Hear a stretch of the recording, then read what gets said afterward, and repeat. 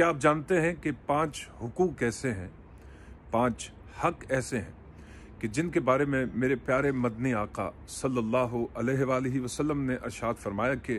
ہمیشہ پورا کرو، اس لیے کہ ایک مسلمان کے دوسرے مسلمان پر یہ 5 بنیادی حق ہیں کہ جن کو آپ ہر حال میں پورا کریں۔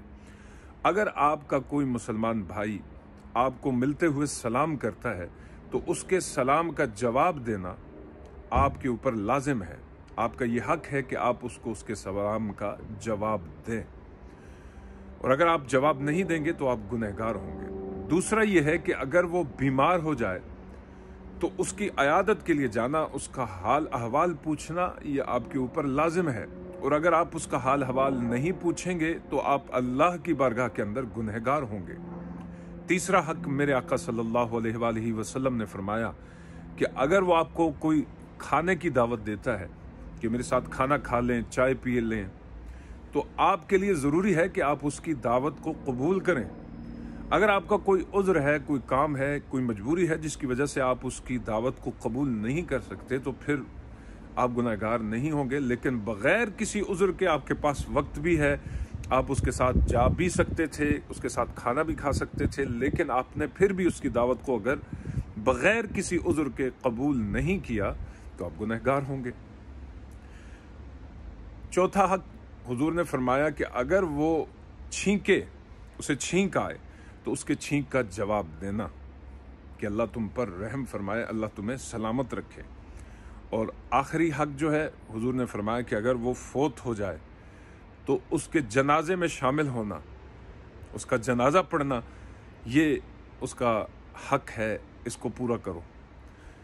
یہاں پر میں ایک چیز کی وضاحت کروں کہ یہ تمام حقوق جو ہے آپ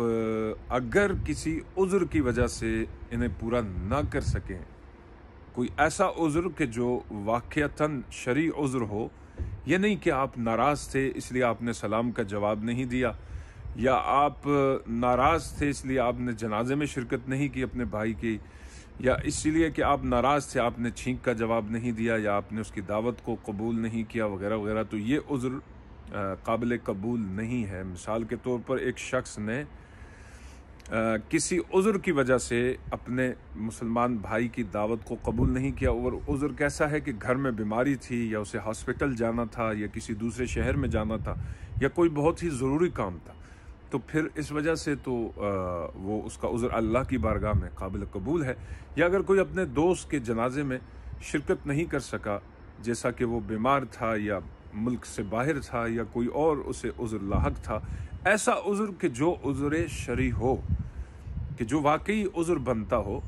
تو پھر آپ ان حقوق کو اگر پورا نہیں کرتے تو آپ گناہگار نہیں ہوں گے۔ لیکن بغیر کسی عذر کے میں دوبارہ سے باتیں اس لیے ریپیٹ کر رہا ہوں کہ